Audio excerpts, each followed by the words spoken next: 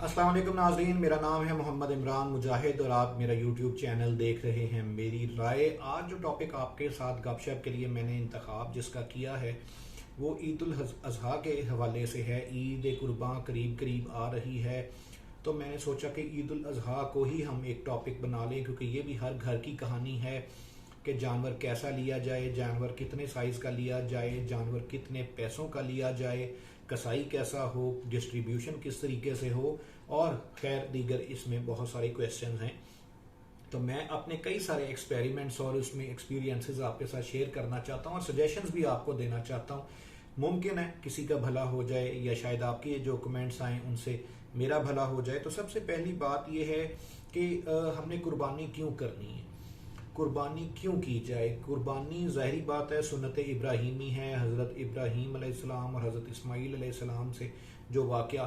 मंसूब है और हम सुनते आ रहे हैं, हमारे ये एक ज़िंदगी का नस्बुल ऐन की हैसियत रखता है। और इसमें हमने ज़ाहिरी बात है बहुत सारे हम लोगों ने ये वाक़या सुना भी हुआ है और एक से ज़्यादा दफ़ा सुना हुआ है। तो उसी सुन्नत को ज़िंदा करने के लिए हम ये कुर्बानी करते हैं।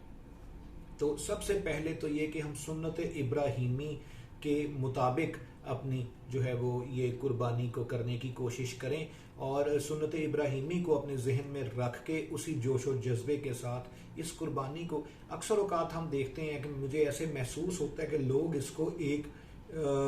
ड्यूटी की तरह कर रहे होते हैं, या उसमें वो हुब चाहत या वो एक ऐसी चीज़ नहीं होती कि जिससे उनका ज़ौक शौक जोशो जज्बा उस सारे कुछ के अंदर हो, बल्कि वो एक ड्यूटी की तरह इस फ़र्ज़ को, इस फरीज़े को अदा कर रहे होते हैं। तो ये इसमें हमें थोड़ा सा अपने रवैये को मुस्बत तरफ लेकर जाना चाहिए और इसको सुन्नत इब्राहीमी की तरफ हमें अपने जहन को रखते हुए इसको अदा करें। सेकंड, एक बहुत मैं देख रहा हूँ कुछ अरसे से हमारे अंदर एक नेगेटिविटी आती जा रही है और वो है शो ऑफ की।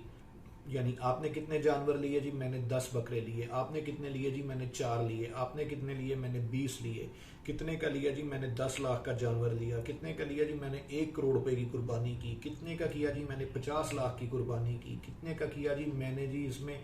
फलानी नस्ल का जानवर लिया है और इसके ऊपर मैंने 8 लाख रुपया खर्चा है। बराए मेहरबानी ये सुन्नत इब्राहीमी है और जब तक हमारे अंदर का जानवर ना मरे, हमें ये बैरूनी तौर पे महंगे महंगे जानवर लेने से कोई ख़ास फ़ायदा नहीं होगा। कोशिश करें कि मैं और आप हम अपने अंदर का जानवर उसको कुर्बान करें और सुन्नत इब्राहीमी पूरी करते हुए, बजाय के शो ऑफ करने के 10 लाख 20 लाख 25 लाख 50 लाख। अल्लाह ने आपके ऊपर बहुत फजल किया है, बहुत आपको नवाजा है। अपनी हिम्मत हैसियत के मुताबिक खूबसूरत जानवर खरीदें, लेकिन लाखों और करोड़ों के चक्कर में खुदारा ना पड़ें और इसको एक सुन्नत समझते हुए अपने फरीजे की अदायगी के लिए जो भी बेस्ट पॉसिबल मीन्स में आप रहते हुए उसमें खूबसूरत तरीन और ऐसा जानवर खरीदें जिससे मतलब एक कुर्बानी की कबूलियत का हमारा मकसद हो, चाहे जाए कि हम किसी तरफ शो ऑफ की तरफ उसमें जाएं। इस मौके के ऊपर एक और सजेशन मैं आपको देना चाहता हूं कि अक्सर औकात ऐसा होता है कि हम खुद सिर्फ फकत खूबसूरती और एक्स्ट्रा वेट होने के चक्कर में एक बैल खरीदते हैं जिसकी कीमत है जी 5 लाख रुपए या 10 लाख रुपए या 8 लाख रुपए या 2 लाख रुपए। मेरी जाती राय के मुताबिक अगर अल्लाह ने आपको वसाइल दिए हैं कि आप 5 लाख रुपया खर्च सकते हैं, तो आप 5 लाख रुपए का एक बैल खरीदने की बजाय 2.5 लाख रुपए के 2 बैल खरीदें। या अगर आप 5 लाख रुपए खर्चने की हैसियत रखते हैं तो आप 1-1 लाख रुपए के 5 बैल खरीद सकते हैं, 2-2 लाख के 2 और फिर 1 लाख का 1। इस तरह करके आप खरीद सकते हैं ताकि ज्यादा से ज्यादा ये जहन में रखें कि 5 लाख का बैल और 1-1 लाख के 5 बैल, इनको आप अगर पैरेलल तराजू में खड़ा कर देंगे तो जो 5 बैल हैं उनमें से जाहिरी बात है उनमें से पाए भी 20 निकल आएंगे 4 की बजाय, उसमें से उनकी जो सिरी है वो भी 5 निकल आएंगी, खालें भी 5 मुख्तलिफ इदारों को चली जाएंगी। और इसी तरह गोश्त की तकसीम कारी के अंदर भी आप ज्यादा से ज्यादा लोगों के अंदर वो उसका गोश्त तकसीम कर सकते हैं। तो कोशिश करें कि 5 लाख का एक जानवर लेने की बजाय 1-1 लाख वाले 5 जानवर लें। इसी तरह अगर आप बकरा ले रहे हैं तो 2 लाख का बकरा, 1.5 लाख का बकरा, 3 लाख का बकरा लेने की बजाय आप 50-50 हजार वाले 4 जानवर ले लें 2 लाख रुपए के अंदर, या 2 ले लें, 3, जितनी आपको अल्लाह ताला ने तौफीक और हैसियत दी है।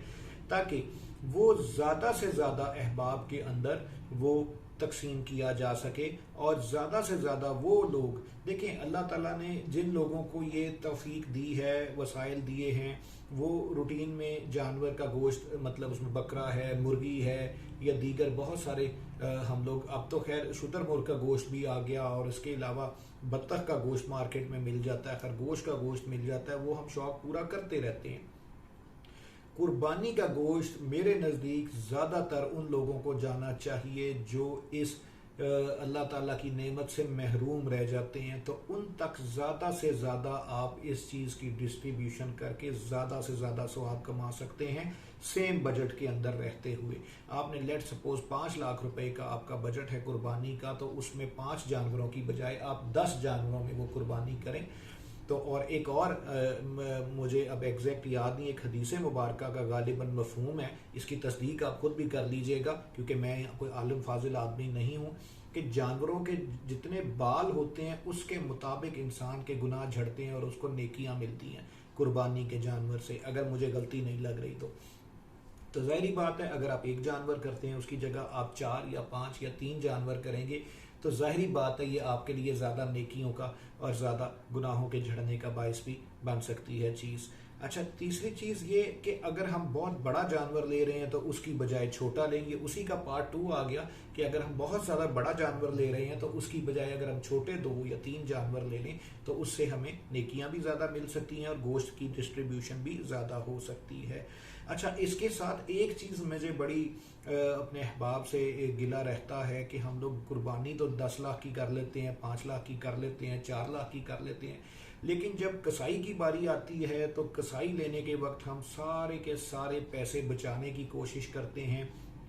नतीजतन कोई दर्जी उठा के ले आता है, कोई रंगसाज उठा के ले आता है, कोई कार सर्विस करने वाला उठा के ले आता है और उस दिन अपने वो इतने प्यार मोहब्बत और शौक ज़ौक से ख़रीदी हुई जो कुर्बानी के जानवर होते हैं उनके साथ फिर जो सलूक किया जाता है वो बड़ा काबिले मतलब इतना कोई अच्छा सलूक नहीं होता, बल्कि जानवर की एक किस्म की तज़हीक हम कर रहे होते हैं और इस फरीज़े की तज़हीक हो जाती है कहीं ना कहीं जब हम उस जानवर को अजियत देते हैं और तकलीफ़ पहुंचाते हैं। उसकी बजाय प्रोफेशनल कसाई को लेकर आएँ ताकि आपका ये जितना सारा प्रोसीजर है, जो कुर्बानी का प्रोसीजर है, ये सारा एफिशिएंटली हैंडल हो सके और जानवर को कम से कम तकलीफ़ के साथ आप जो है इस जहान से रुखसत करें। तो ये इसमें क्योंकि मैंने अक्सर औकात देखा है, आपने खुद गाड़ियाँ इतनी शानदार रखी होती हैं, जानवर इतने प्यारे होते हैं, उनके ऊपर हर किस्म की मेहनत आपकी हुई होती है, अल्लाह ताला ने वसाइल दिए होते हैं, लेकिन जब कसाई की बारी आती है तो कसाई लाने के वक्त हमारे सारे हौसले पस्त हो जाते हैं और हम ऐसा कसाई ढूंढते हैं जो हमें कम से कम बजट में मिले, ख्वाह वो कसाई हो भी या ना हो। सिमिलरली इसमें एक और फैक्टर भी है, अगर इस सिचुएशन को रिवर्स किया जाए तो यही जुमला मैं दोबारा बोलूँगा कि बेशुमार ऐसे लोग हैं जिनको अल्लाह ताला ने बड़ा नवाजा हुआ है, उनके घर बड़ी बड़ी गाड़ियाँ खड़ी हुई हैं और रंग बिरंगी गाड़ियाँ खड़ी हुई हैं, बड़े बड़े घर हैं, लेकिन जब कुर्बानी की बारी आती है तो वो ढूंढते हैं कि सस्ते से सस्ता जानवर हमें कौन सा मिल सकता है कि हमारा बस फरीज़ा अदा हो जाए और हमारी से जान छूटे और हम फारिग हो जाएं। एक ऐसा शख्स जो आईफोन रख रहा है और जिसने होंडा सिविक रखी है या फॉर्च्यूनर उसके घर में खड़ी है या लैंड क्रूज़र खड़ी है, जब कुर्बानी की बारी आती है तो उसकी ख्वाहिश होती है कि मेरा किसी तरीके से 15,000 के अंदर ही काम पूरा हो जाए, या चलो बहुत हद है 30,000 रुपए के अंदर अंदर मेरा काम ख़त्म हो जाए। लिहाजा वो इतना सा जानवर कहीं से उठा लाता है जिसके ऊपर शरीयत को भी कई सारे एतराज़ होते हैं और उसके बाद वो कोई गुंजाइश नकूल के वो जानवर करके तो कहता है जी मेरा फरीज़ा अदा हो गया, या उसे और कोई खर्चा करने के वक्त किसी किस्म की शरीयत या हिकमत याद नहीं आती, लेकिन जब कुर्बानी की बारी आती है तो उसको तमाम शरीयत और हिकमत याद आ जाती है और वो पैसे वो कम से कम ऐसे किसी मदरसे में दे देता है जहाँ के ऊपर उसे सस्ती से सस्ती कुर्बानी मिल जाए। और जब उसके दीगर लवाजमात की बारी, ज़िंदगी के मामलात की बारी आती है तो वो अपने लिए बेहतर से बेहतर चीज़ पसंद करता है। तो ये भी एक हमारा एटीट्यूड है जो मेरे नज़दीक बड़ा मनफी एटीट्यूड है और हमें इसको तब्दील करने की ज़रूरत है। जब मैं अपने लिए कोई चीज़ बाय करता हूँ तो मेरी ख्वाहिश होती है कि मैं बेहतर से बेहतर लूँ। जब मैंने किसी को तोहफा देना होता है तो मेरी ख्वाहिश होती है कि मैं बेहतर से बेहतर लूँ। जब मैंने कुछ खाना होता है तो मेरी ख्वाहिश होती है कि मैं बेहतर से बेहतर खाऊं। लेकिन जब मैंने अल्लाह की राह पे खर्च करना होता है तो मैं कोशिश करता हूं कि मैं कोई ख़राब हुई हुई चीज़ या वेस्ट मैटर जो है या कोई ऐसी चीज़ मैं अल्लाह की राह में दूं जो बड़ी एक हल्के लेवल की हो, या बड़ी एक कह लें कि रिजेक्शन का जिसको हम सामान कहते हैं उस टाइप की चीज़ हो। गो कि कुर्बानी के जानवर तो तमाम के तमाम ही अल्लाह को बहुत महबूब हैं, क्योंकि ये अल्लाह की राह में कुर्बान हो रहे हैं। लेकिन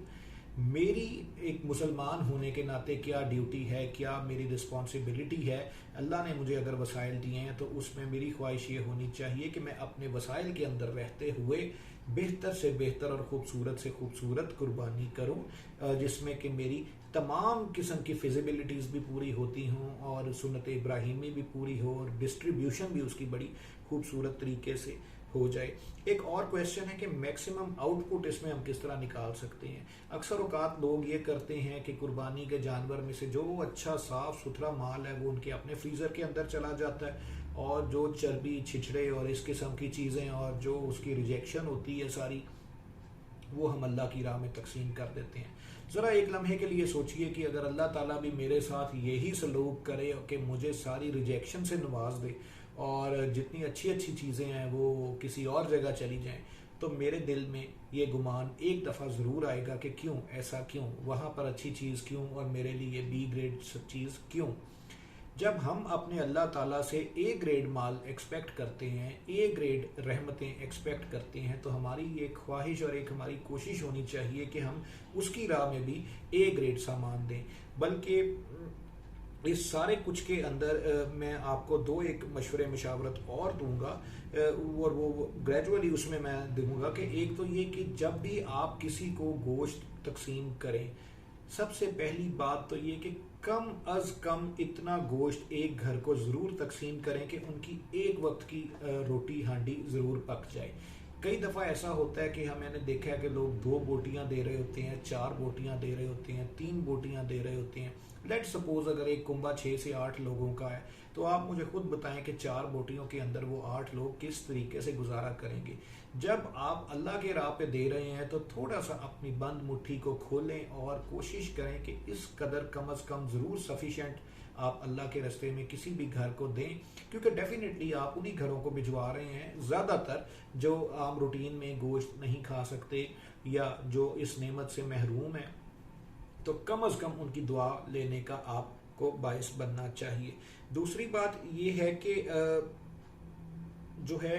इसके अलावा आप एक चीज़ और करें कि अक्सर औकात ऐसा होता है कि हम मैक्सिमम गोश्त जो है वो अपने ही फ्रीज़र में रख लेते हैं और कोशिश करते हैं कि कम से कम डिस्ट्रीब्यूशन हो। गो इसकी शरई तौर पे कुछ हैसियत ऐसी निकलती भी है, इसमें कोई मुज़ायका नहीं है, लेकिन आप कोशिश ये ज़रूर करें कि अपने लिए कम से कम रखें